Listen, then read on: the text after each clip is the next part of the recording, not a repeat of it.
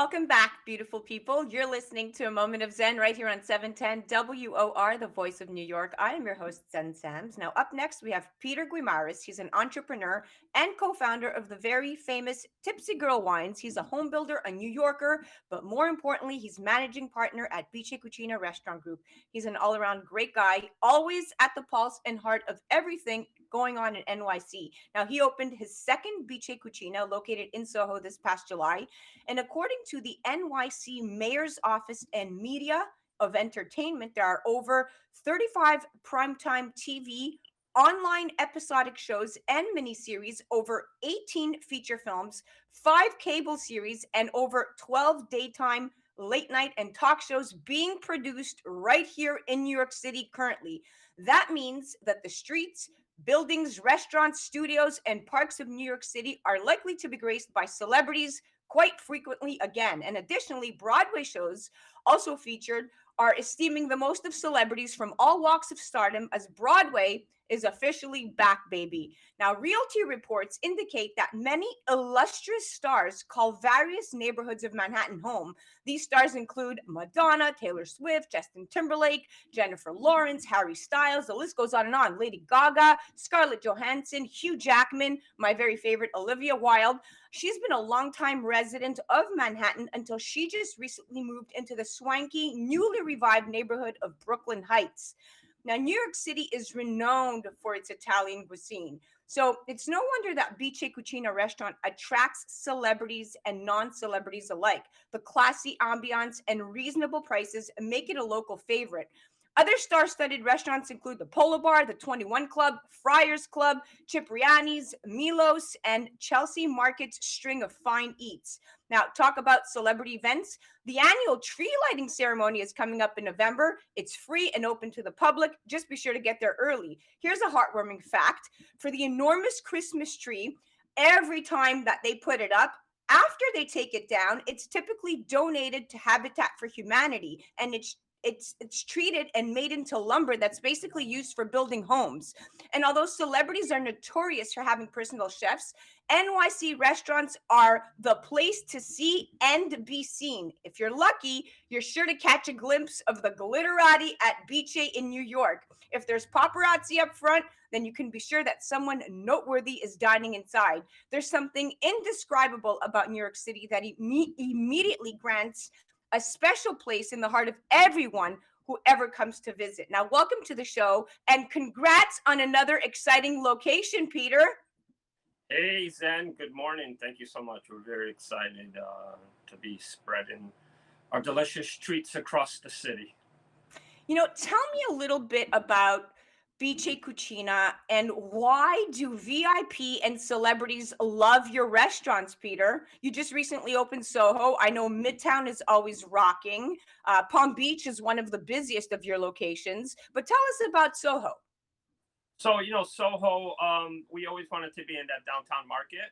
We grew up in the Midtown market. We've been in Midtown for 35 years. And when the opportunity during COVID arose to take over a space, we jumped on it. It took us a while to open it up because, during COVID, everything was shut down. But we finally opened up a few months ago, and things are going very well, very well. We're constantly posting celebrities that come through there. So, constantly posting celebrities that come through there. I want to know more about this. The who's of the who's always dine at your restaurants, and you are quite a celebrity yourself. I mean, you have dabbled in the reality TVs of the world. You have dined with the most impressive people. You're friends with all the housewives, having been featured on that show at some point. So you always have the in crowd happening. Now, what inspires you to always want to stay at the heart and pulse of everything in the city? Because I know you also are dabbling still in politics. I am dabbling in politics. I wish I was doing a lot more in politics, but I have to take care of my bread and butter, which is the restaurant business. You don't want to get me started on politics because we'll be on the air all day, with just my disgust for the way the city is being run, and quite honestly, just the disgust for the way the world's being run right now, the United States. But forget that aside. We started out in Milan in 1926, and in Milan in the 80s with Fashion Week and their celebrities, they used to go there. And that's what enticed us to open up Bice on 54th Street in 1983. So since in the late 80s, we were always known as a hot spot in New York City. We had the Rat Pack, we had Frank Sinatra, we had every celebrity come through our doors at one time. And when we moved over to 54th Street, the celebrities already on 55th Street, the celebrities were already used to coming to us, right? If you go on my Instagram page, you see all the celebrities that come through there: Billy Joel, Bruce Springsteen, the list goes on. And I just think that they're used to getting great quality food. They recognize us from the heyday. And then when they come to New York or they bounce around town, Bice is always a comfortable spot, and they know what they're going to get when they come here. Oh, totally. I know what I'm going to get every time I come there, because my favorite dish is the dish that actually you can't find in the city. For those of you listening and are not familiar with Bice Cucina, they have the most incredible octopus carpaccio. Literally my favorite dish, hands down. It is mouth-watering. Can you tell me what inspired the octopus carpaccio? I mean, you're Portuguese. A lot of your dishes are Mediterranean inspired, but this is very unique, and it also looks like a piece of art when you serve it. Oh, so I'm a little confused because I thought your favorite dish was the one that comes in the little wine glass. Oh, definitely. We definitely have to. I thought that was your favorite dish.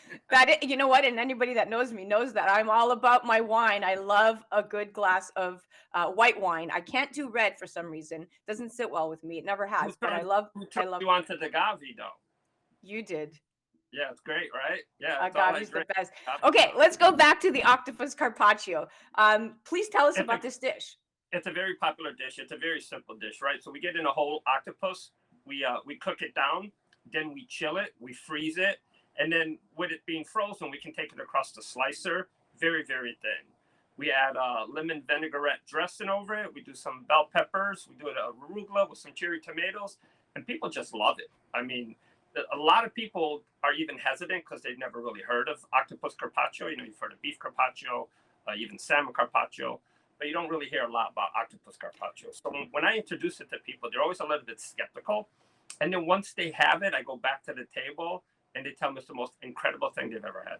Hands down, the most incredible thing. And the lamb chops are absolutely amazing. One of my favorite, one of my husband's favorite. And I also love the seafood risotto. You have fresh ingredients, hand-picked produce. You're a stickler for perfection, and you're a stickler for consistent taste.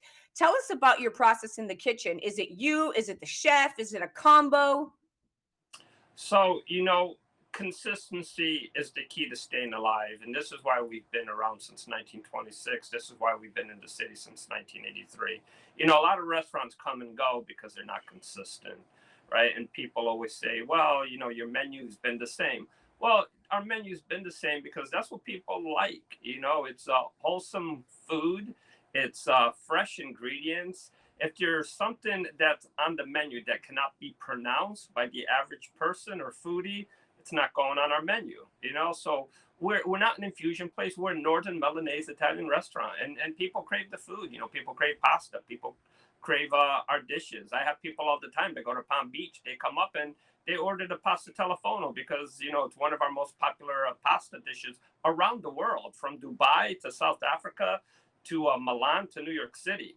And you have restaurants everywhere, so I definitely know that once people are hooked to one of your dishes, hey, forget McDonald's, forget fast food chains, Bice Cucina, you guys are everywhere, and that is the most impressive thing, that you're high-end, fine dining, great produce, great fresh ingredients, really interesting menu items, and you're everywhere. There's, like you said, if I'm in Florida, I can get Bice. If I'm in Dubai, I can get Bice, which is great. Now, Peter, I have to ask you about this. We have about 4 minutes left in the segment, and this is probably going to take a good chunk of it because I know you have strong opinions here, but what do you feel about this mask mandate imposed by Bill de Blasio, and having you as a restaurant owner now having to turn somebody down based on this vaccine card and not serving them based on perhaps even a medical disability? Because we know for a fact that the 30% roughly who have remained unvaccinated in New York City are people who are choosing not to for either health reasons, religious reasons, or guided by their internal, ethics, whatever you choose, but it's people's freedom of choice. But what position does that put you in as a restaurant owner who's now going to face a fine, $1,000 for the first one, $2,000 for a second warning if you let somebody in? You're being forced to segregate. What do you say to that? So, everybody knows my strong opinions on the political scene, right? When I ran for a New York City mayor, I had a lot of strong opinions on everything. Bill de Blasio is not one of my favorite, will never be one of my favorite. I think he's ruined the city. I'm a restaurateur, right? I went into the business because we're in the hospitality business, which we're not just hospitable to the black, the white, the Spanish, the Italian. We're hospitable to everybody, right? If you have cancer, if you have leukemia, if you got whatever the cause may be. And now you want me to stand at the door and ask somebody for a vaccination card. The Restaurant Association is against this. I'm against this. We filed the lawsuit against the mayor's office. There's lawsuits being filed across the country. It's just not right. And why is it that the restaurants are always the ones that are the victim? The biggest victim in this pandemic has been the restaurants. We get closed down. We get our hands tied. We have to sit people 6 feet apart. We have to mandate masks. We've turned into the Democrats' health babysitter, and we're tired of doing it. I mean, we're not babysitters. We're not here to enforce the vaccination laws. We're here to serve you great food, make you feel welcome, and take a little bit of pressure off of your day. There you have it, guys. That was so well said, Peter. Thank you for saying that. I echo your sentiment, and I think that the vaccine is a place to talk about with your physician, not your politician. Now let's move on to um, your your history speaks for itself. You are a VIP in your own right. You have been on television. You constantly contribute on our show. You appear as a contributor on Newsmax. You have a voice within your community. Um, Tell us about how you managed to balance it all out, from restaurant owner to being a single dad to being a committed partner. How do you fit it all in? We have about a minute and a half left. Well, I struggle with this every day, right? I mean, we get tired sometimes. We get to bed late, especially in the hospitality business. I mean, I don't see my pillow before 1 o'clock in the morning. And, my day starts at 7:30, getting to the gym, making sure that my deliveries are in on time, making sure that the restaurant's ready to open. It's a juggle, but, you have to love what you do, right? And that's the motivation. I love my daughter, so it's not inconvenient for me to go see her volleyball games or to spend time with her. I look forward to that. That's what motivates me to get out of bed. I love the restaurant business. I love my customers. I love the Zen show. All these things you put together, you just have to love what you do and you have to be motivated by it. If you don't love what you do, you're not going to get out of bed. Yeah. So pick something that you love and then you do the best you can with it. And stick to it. That's what I tell my daughter. Bravo, Peter. Bravo. Well, listen, thank you so much for coming on, but it's always a pleasure talking to you. I'm going to definitely come by the restaurant very soon. I definitely need my vino and my tuna tartare and octopus carpaccio. So thank you for coming on the show. It's always amazing to have you as a guest. Zen, we love you. Thank you so much for having me on the show. Ciao, everybody. Be safe. You're listening to A Moment of Zen. I'm your host, Zen Sams. That was Peter Guimaraes. He is owner of Bice Cucina across the board, and you guys have to check out his restaurant. Check out the new location in Soho. Quick Google will tell you exactly where to go. It's down on Watch Street. We'll be right back after this.